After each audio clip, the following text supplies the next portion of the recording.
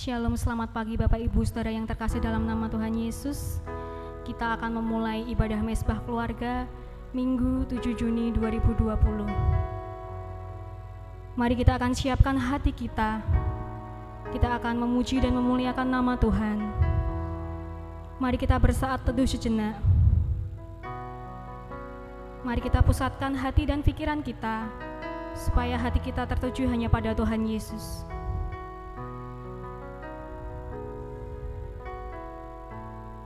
Bersorak-soraklah bagi Tuhan, hai seluruh bumi. Beribadahlah kepada Tuhan dengan sukacita. Datanglah ke hadapannya dengan bersorak-sorai. Ketahuilah bahwa Tuhanlah Allah.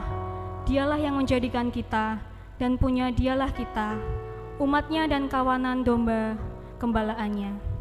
Masuklah melalui pintu gerbangnya dengan nyanyian syukur, ke dalam pelatarannya dengan puji-pujian.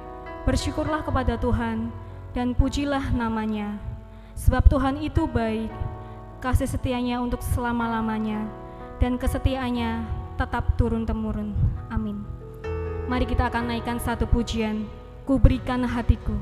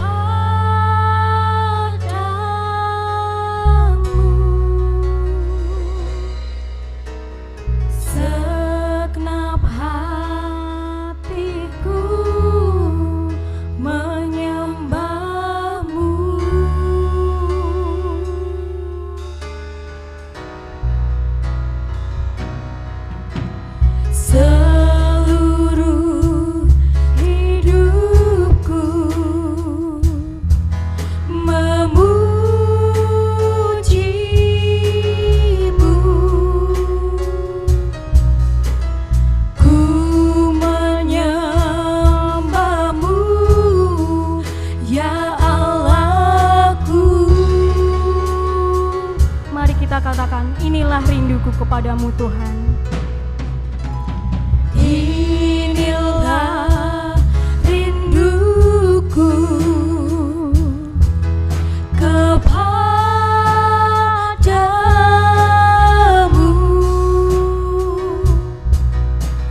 segenap hatiku menyembahmu.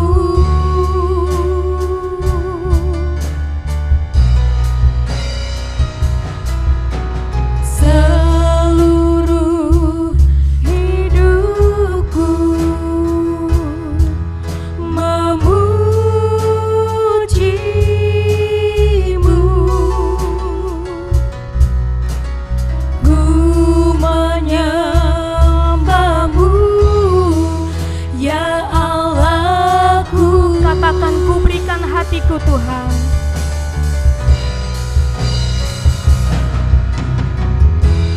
ku berikan hatiku dan jiwaku, semuanya bagimu di dalam hidupku, di setiap waktu. Nyatakan jalanmu. Kita pujikan pujian ini dengan segenap hati kita. Katakan, inilah rinduku. Inilah rinduku kepadamu,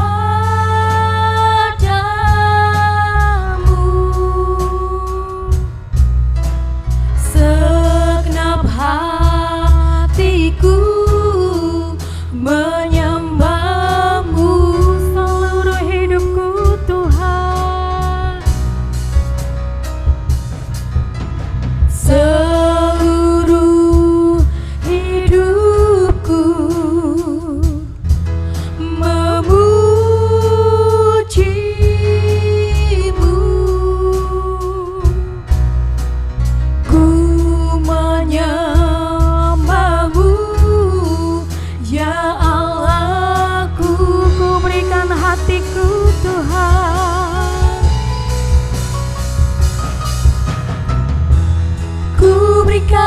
hatiku dan jiwaku. Semuanya bagimu di dalam hidupku, di setiap waktu. Nyatakan jalanmu, ku berikan hatiku dan jiwaku. Semuanya bagimu di dalam hidupku, di setiap waktu. Nyatakan Ku berikan hatiku, ku berikan hatiku dan jiwaku. Semuanya bagimu di dalam hidupku, di setiap waktu. Nyatakan jalanmu.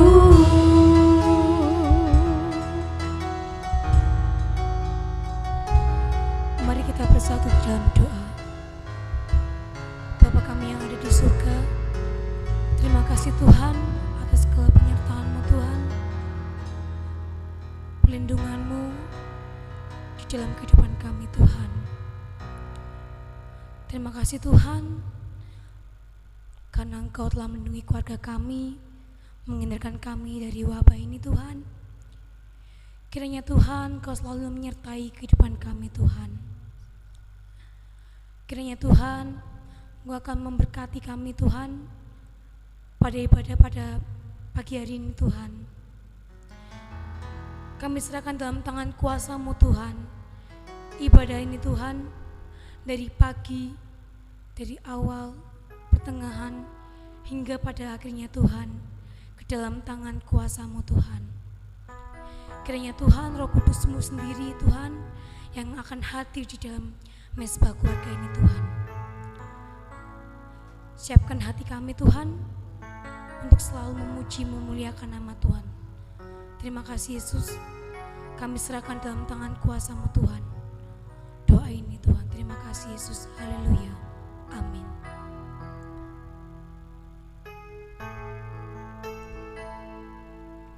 Kita akan mendengarkan firman Tuhan yang akan disampaikan oleh Bapak Sutikno. Namun sebelumnya kita akan memuji memuliakan nama Tuhan dengan pujian Ku Mau Cinta Yesus.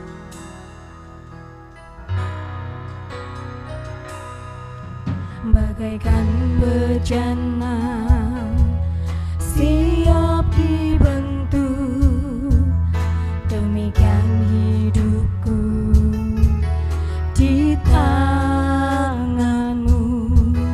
Dengan urapan kuasa Roh-Mu, ku dibaharui selalu. Jadikanku alat, jadikanku alat dalam rumah-Mu.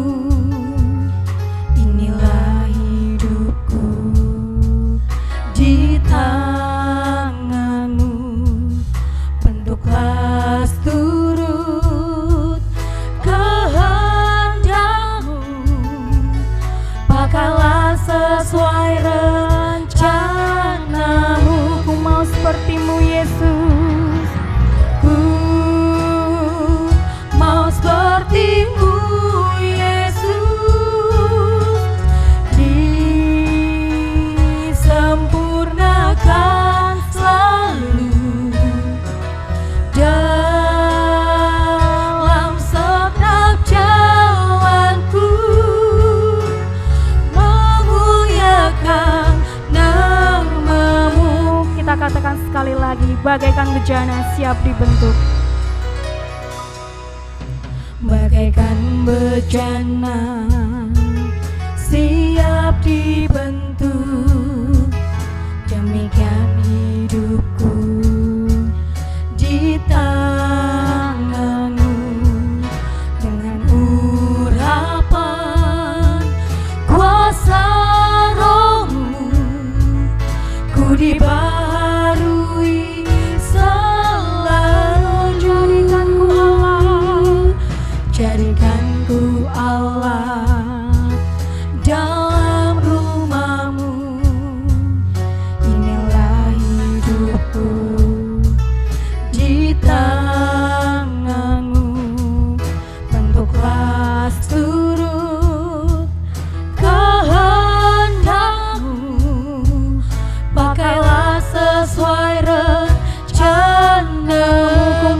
seperti-Mu Yesus. Ku mau seperti-Mu Yesus, disempurnakan selalu dalam setiap jalanku, memuliakan nama-Mu. Ku mau seperti-Mu. Ku mau seperti-Mu Yesus, disempurnakan selalu dalam segenap jalanku, memuliakan nama-Mu. Ku mau seperti-Mu Yesus. Ku mau seperti-Mu Yesus, disempurnakan selalu dalam setiap jalanku, memuliakan nama-Mu. Memuliakan nama-Mu. Memuliakan nama-Mu. Memuliakan nama-Mu. Memuliakan nama-Mu. Dipersilakan Bapak Stikno untuk menyampaikan firman Tuhan. Selamat pagi Bapak Ibu dan Saudara yang diberkati Tuhan. Kita mengucap syukur dipertemukan kembali dalam ibadah Minggu pagi secara online hari ini 7 Juni 2020.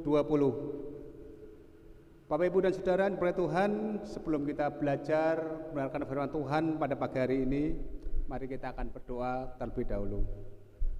Terpujilah nama-Mu ya Allah, Allah kami yang hidup, Allah kami yang besar, Allah yang kami sembah, kami kenal dalam Yesus Kristus. Pada kesempatan pagi yang indah Tuhan, kami mengucap syukur Engkau boleh pertemukan kami kembali dengan jemaat-Mu Gereja Baptis Indonesia Citarum melalui ibadah online atau ibadah rumah tangga masing-masing. Kami mengucap syukur Tuhan, kami hendak belajar kebenaran akan firman-Mu. Biarlah firman-Mu pada pagi hari ini boleh memberkati kami. Ampuni pelanggaran kelemahan kami. Hanya dalam nama Yesus Kristus kami sudah berdoa dan mengucap syukur. Amin. Shalom. Bapak Ibu dan Saudara yang diberkati Tuhan, pada pagi hari ini kita akan belajar dari surat Yakobus pasal yang pertama ayat 2 sampai 4. Yakobus pasal yang pertama ayat 2 sampai 4. Perikop di sini iman dan hikmat. Namun saya akan beri judul pentingnya beriman dan berhikmat. Saudara-saudaraku, anggaplah sebagai suatu kebahagiaan apabila kamu jatuh ke dalam berbagai-bagai pencobaan. Sebab kamu tahu bahwa ujian terhadap imanmu itu menghasilkan ketekunan. Dan biarkanlah ketekunan itu memperoleh buah yang matang, supaya kamu menjadi sempurna dan utuh dan tak kekurangan suatu apapun. Bapak Ibu dan Saudara yang diberkati Tuhan, jikalau Bapak Ibu Saudara membaca ayat yang kedua ini, mungkin timbul pertanyaan. Di sini dikatakan, anggaplah sebagai suatu kebahagiaan apabila kamu jatuh ke dalam berbagai-bagai pencobaan. Pencobaan di sini tidak hanya sekali atau dua kali. Di sini dikatakan berbagai-bagai, berarti lebih dari satu. Dalam kita menghadapi satu pencobaan, Rasul Yakobus mengajak kita untuk menganggap ini suatu kebahagiaan. Mungkin kita berpikir, kita dalam menghadapi cobaan, kok malah disuruh menganggap suatu kebahagiaan. Biasanya orang yang menghadapi suatu pencobaan pasti akan sedih, bahkan menangis. Karena ada beberapa orang mengatakan pencobaan yang satu belum datang, timbul pencobaan yang lain. Pencobaan yang satu belum pergi, timbul pencobaan yang lain. Namun kita mengucap syukur, firman Tuhan mengatakan, anggaplah sebagai suatu kebahagiaan apabila kita jatuh ke dalam berbagai-bagai pencobaan. Di sini ada kata anggaplah. Nah, kata anggaplah ini mengacu pada kita untuk diarahkan untuk melihat dari segi positif dari pencobaan itu sendiri. Anggaplah sebagai suatu kebahagiaan. Nah, oleh karena itu pada hakikatnya pencobaan dapat menghasilkan sesuatu yang positif, suatu yang baik pada diri orang yang bersangkutan. Maka hendaknya pencobaan ini dinilai sesuatu yang membahagiakan, yaitu sesuatu yang menguntungkan diri kita sendiri. Nah, di sini juga ada kata jatuh ke dalam. Anggaplah sebagai suatu kebahagiaan apabila kamu jatuh ke dalam. Nah, kata jatuh ke dalam ini pun berarti mengalami. Jatuh ke dalam itu berarti kita mengalami. Nah, ungkapan ini juga menunjukkan bahwa pada umumnya kita tidak mengharapkan suatu pencobaan. Siapa yang mau orang yang menghadapi satu pencobaan? Pasti setiap orang akan kalau bisa bebas dari pencobaan, bebas dari masalah. Kita tidak mau pencobaan itu mesti datang pada kita. Kalau kita bebas pencobaan, mesti akan senang. Nah, ungkapan ini menunjukkan bahwa kata jatuh ke dalam menunjukkan tidak mengharapkan atau mengundang pencobaan. Pencobaan itu datangnya secara tiba-tiba. Tahu-tahu pencobaan itu datang dengan sendirinya. Jadi ayat 2 ini menghimbau supaya kita menilai pencobaan itu sebagai sesuatu yang positif. Nah, pencobaan yang positif ini sudah pernah dilakukan beberapa rasul-rasul dalam masanya. Rasul-rasul mempraktekannya. Di dalam Kisah Para Rasul pasal 5 ayat yang 1 dikatakan rasul-rasul itu meninggalkan sidang mahkamah agama dengan gembira karena mereka telah dianggap layak menderita penghinaan oleh karena nama Yesus. Nah, rasul-rasul ini menghadapi penghinaan, menghadapi tantangan, menghadapi fitnahan. Ini pun merupakan suatu pencobaan yang positif. Apa sesungguhnya yang dimaksud dengan pencobaan? Mungkin kita dapat berkata pencobaan. Namun apa yang dimaksud dengan kata pencobaan? Dalam ayat ini pencobaan berarti pengujian. Pencobaan bisa berarti pengujian. Pencobaan dapat mengambil berbagai bentuk, namun selalu merupakan masalah keadaan yang tidak enak bagi perasaan kita. Tadi di depan saya sudah katakan kita dalam menghadapi suatu pencobaan, ada orang mengatakan pencobaan yang satu belum datang pencobaan yang lain, pencobaan yang satu belum datang, belum selesai, timbul pencobaan yang lain. Nah, inilah pencobaan yang tidak mengenakan bagi perasaan kita. Ayat 3 mengatakan, sebab kamu tahu bahwa ujian terhadap imanmu itu menghasilkan ketekunan.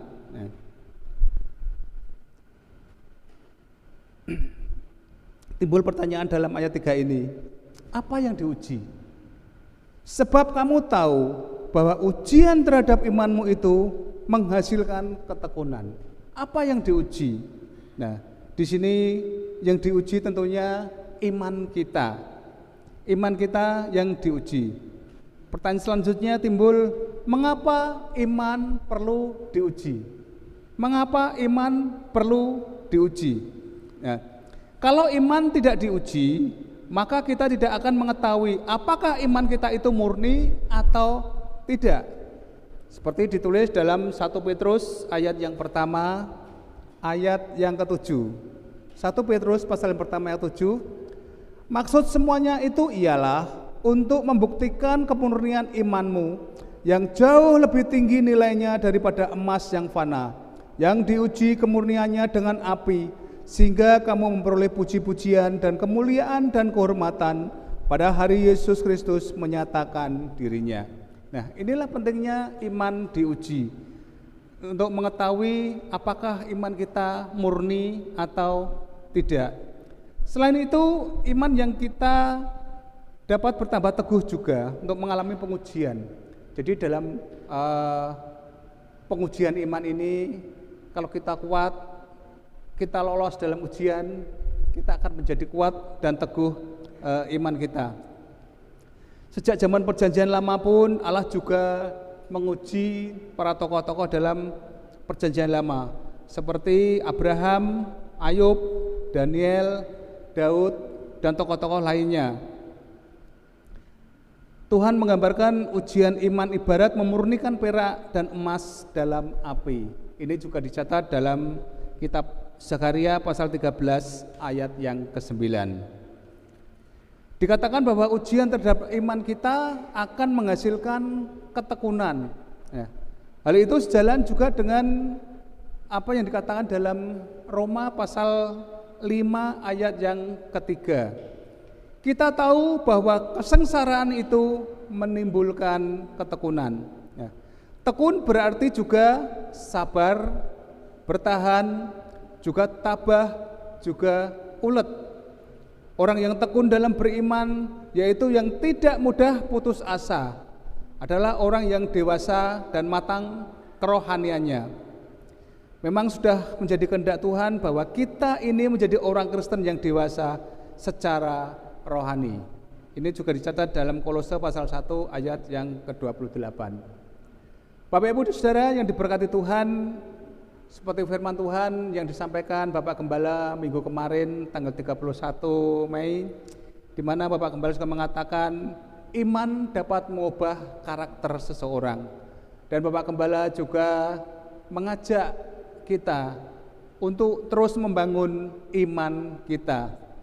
Nah, bagaimana iman kita dapat mengubah karakter kalau iman tidak diuji? Dan bagaimana kita dapat membangun iman kita kalau iman kita tidak diuji?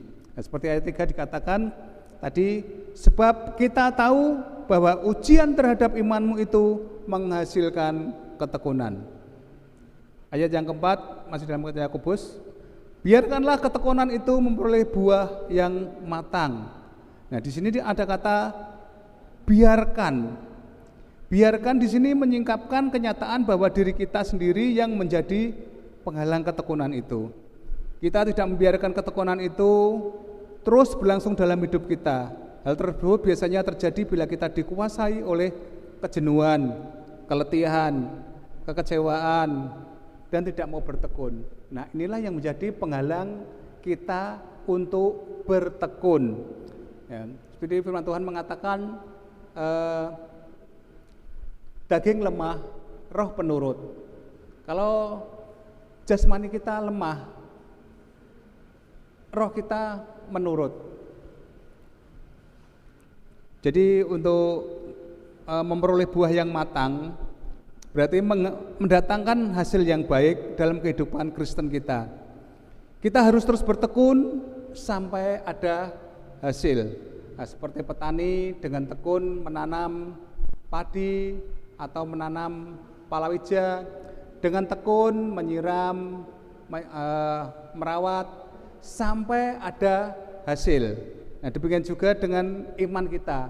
Dengan ketekunan kita akan memperoleh buah yang matang. Ketekunan adalah sesuatu yang diperlukan seumur hidup. Jadi seumur hidup kita diperlukan suatu ketekunan. Supaya kamu menjadi sempurna dan utuh dan tak kekurangan suatu apapun. Nah, kata sempurna di sini dalam ayat ini bukan berarti hidup kita tanpa kemungkinan jatuh ke dalam dosa. Ya, kita merasa ada kata sempurna, wah saya sudah sempurna. kok tidak mungkin saya jatuh dalam dosa. Tidak seperti itu Bapak Ibu dan Saudara kasih Tuhan. Tetapi berarti bahwa kita dewasa secara rohani. Nah, kata sempurna ini kita bisa dewasa secara rohani. Kita tidak lagi seperti kanak-kanak yang mudah berkeluh kesah, tetapi sudah bertumbuh menjadi tangguh serta memiliki sifat-sifat Yesus di dalam diri kita. Bapak Ibu Saudara yang diberkati Tuhan, saat kita lahir baru, saat kita menerima Yesus sebagai Tuhan dan Juru Selamat secara pribadi, kita adalah bayi-bayi rohani.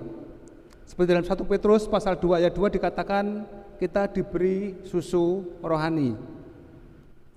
Yang dimaksudkan dengan susu rohani ialah asas-asas pokok dari pernyataan Allah atau firman Allah dalam Ibrani pasal 5 ayat yang ke-12.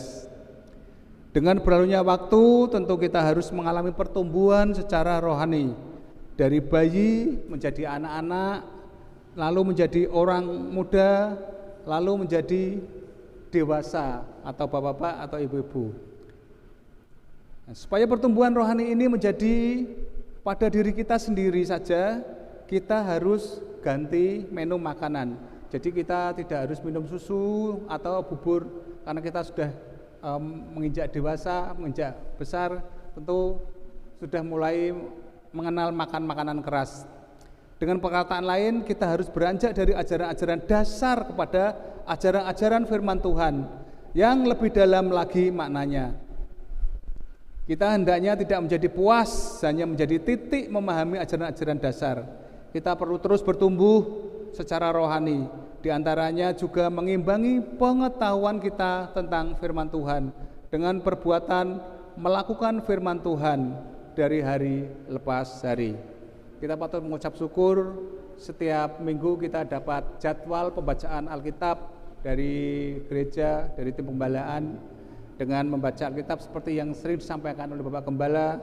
Dengan sering membaca firman Tuhan, iman kita akan semakin teguh, iman kita akan semakin dikuatkan. Amin. Terima kasih. Mari kita berdoa.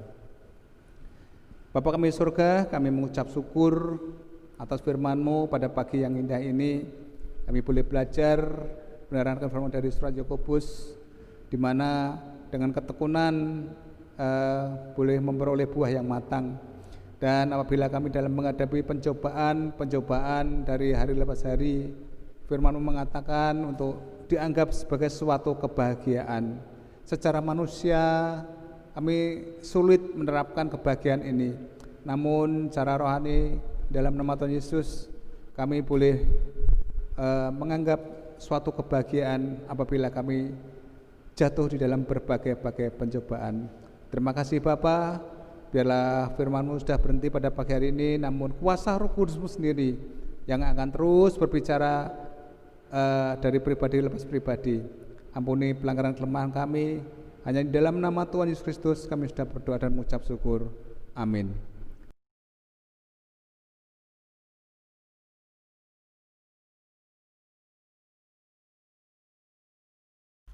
Sebab jika kamu rela untuk memberi, maka pemberianmu akan diterima. Kalau pemberianmu itu berdasarkan apa yang ada padamu, bukan berdasarkan apa yang tidak ada padamu. Kita akan memberikan persembahan dan persepuluhan. Mari kita akan naikkan pujian, sangat besar anugerahnya.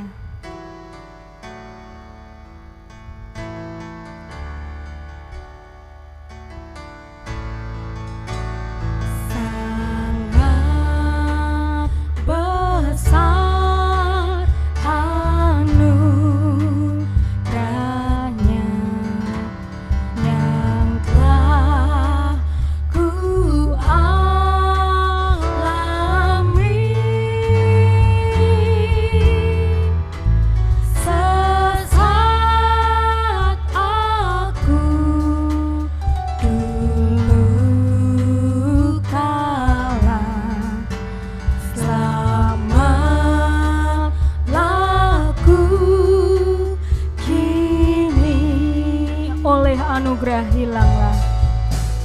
Oleh anugerah hilanglah.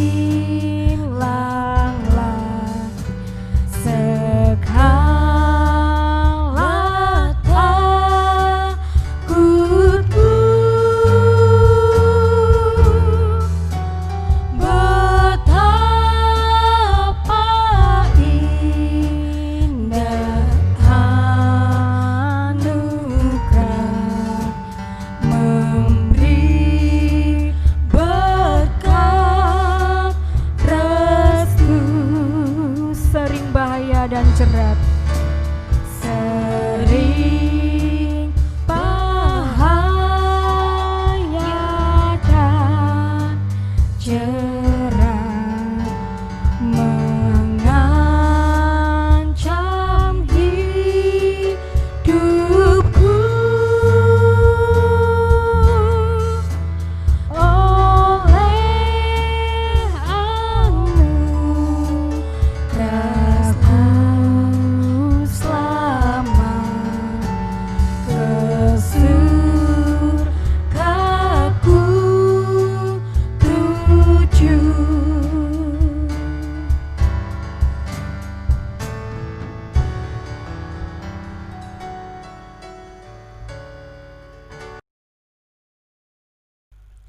Kita akan mengakhiri ibadah pada pagi hari ini. Untuk doa berkat dipersilakan Pendeta Wahyu.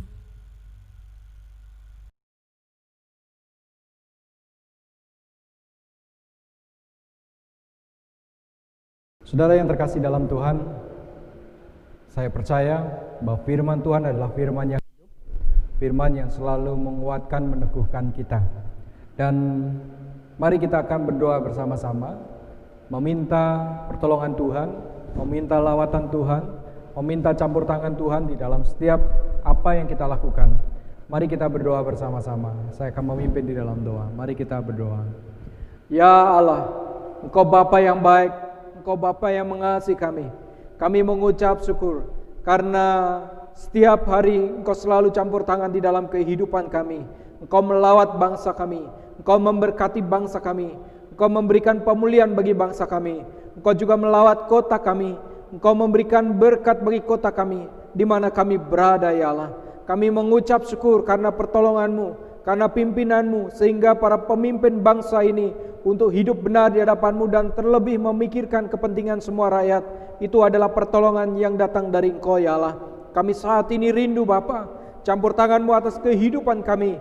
Kami rindu kiranya Engkau akan memberkati seluruh umat-Mu, kiranya Engkau akan campur tangan setiap pekerjaan umat-Mu, kiranya Engkau akan terus menuntun dalam setiap apa yang dilakukan umat-Mu. Berkat-Mu, rahmat-Mu melimpah atas seluruh umat-Mu. Kami berdoa untuk keluarga-keluarga yang saat ini dalam berbagai pergumulan, baik itu perekonomian, baik itu kesehatan, baik itu pendidikan anak-anak. Kiranya Bapa campur tangan.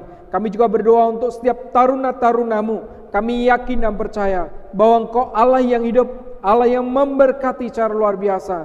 Tahirkanlah hidup kami, layakkanlah hidup kami, dan terlebih Bapa, kami rindu Engkau campur tangan di dalam kehidupan kami. Berkati setiap taruna-tarunamu dalam pendidikan, dalam menentukan pasangan hidup, dalam memilih pasangan hidup, dan dalam menentukan jenjang pendidikannya. Kami yakin Engkau akan memberkati orang tua mereka, sehingga apa yang dibutuhkan Bapa selalu cukupkan. Kami juga berdoa untuk saudara-saudara kami yang bertugas di rumah sakit, baik itu dokter, perawat, maupun staf-staf yang ada. Kami yakin dan percaya, proteksi mereka, lawat mereka Bapa. Yang sakit berikanlah pemulihan kesembuhan, sehingga berkat-Mu mengalir bagi saudara-saudara kami yang sedang menjalankan tugas, sehingga corona ini akan berlalu bagi kami ya Allah. Berkati TNI dan Polri yang saat ini juga sedang bertugas. Kami yakin dan percaya Bapa campur tangan. Hanya di dalam nama Tuhan kami Yesus Kristus, kami mengucap syukur atas firman-Mu, firman yang menguatkan iman kami.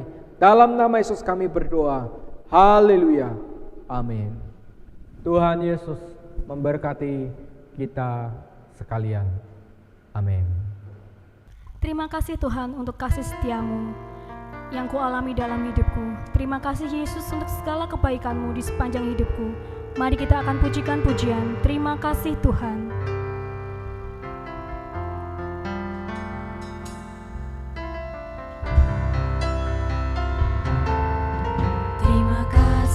Tuhan untuk kasih setia-Mu yang ku alami dalam hidupku. Terima kasih Yesus untuk kebaikan